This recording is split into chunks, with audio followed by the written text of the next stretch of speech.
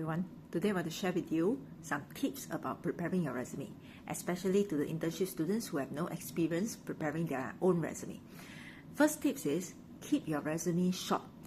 You try to keep your resume within 1 page or the most 2 pages because the interviewer or the recruiter have a lot of resumes to screen through. So they will not have the time to look at your resume for a long time. So usually when they screen through the resume, they will only look at your resume for seconds. So try to keep your resume short and in a way to attract them. Try to keep your resume neat and professional. So it is okay if you don't use a lot of design, like what you can find in a certain website or certain apps. You just prepare a neat one using Microsoft Words with some tables if you want, but without table is also okay. As long as it is professional, it is neat, and it's easy to be understood, it will attract your recruiter. The second thing is try to showcase yourself in a way that you can start with an introduction, introducing yourself as what students. Like for example, you are a second year accounting student, you are a final year accounting students, you are an accounting graduate, or you are a graduate from which program and so on, equipped with what skills. So you just write one sentence, don't write a paragraph, please don't write a paragraph, just write one sentence describing who you are, and then some of the skill sets you have learned so far in your program or from your past experience. So you can showcase yourself with that sentence, then followed by your educational background and your CGPA as well. Now, even if you are just a student, not yet graduated, but still it is good to put in your current CGPA to let your employer know that your current result is at what CGPA. So this will make them to be easier to screen through the resume and help them to make decision whether to call for interview or not. So that's the second one. And then the third one is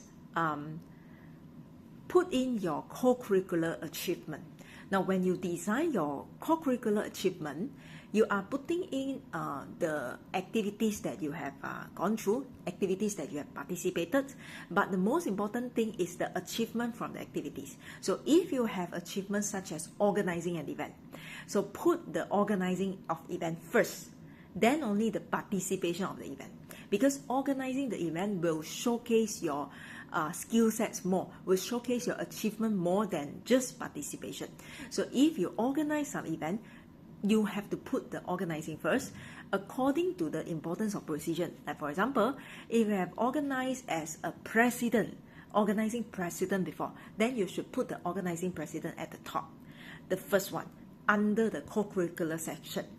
Then it should be followed by, for example, organizing secretary or organizing treasurer, then only organizing committee or helper or volunteers or facilitator.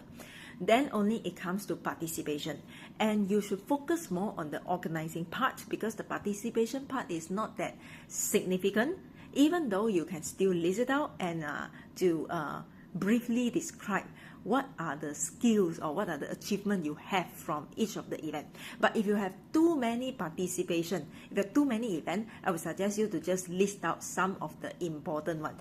Like for example, you think that you have attended a workshop teaching you how to do financial planning, which is related to the job that you would like to apply. That will be your choice of listing down in the participation list. Or else keep that short, because that is not as important as your organizing activities.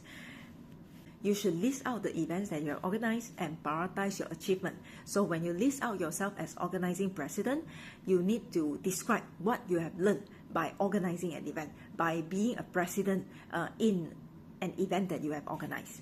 If you are organizing as secretary, then you should actually list out, or you should actually write in a sentence what you have achieved from the position of secretary, what you have learned from the position of secretary.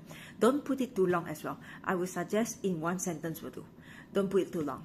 Then it will follow by your part-time job experience, right? If you have any, if you don't have, you can just skip that, or you can put your voluntary activity, right? Some students, they may not see the importance of voluntary activity, but some company, they do value voluntary activities because that shows your own personal value. So if you have voluntary activities, you can put it after your co-curricular activities. If you have part-time job, then it will be the part-time job after your co-curricular activities.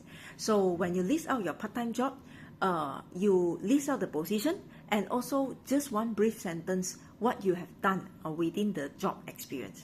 If you have voluntary activities, also the same. What is your position of voluntary activities, or what activities is that, and what have you done, or what you actually do, right, during the voluntary activities.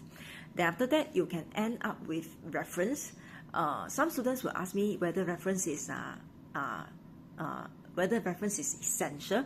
I would say it is good to have, because reference shows that you actually have some people who recommend you, right, who are ready to recommend you as a good candidate to the company.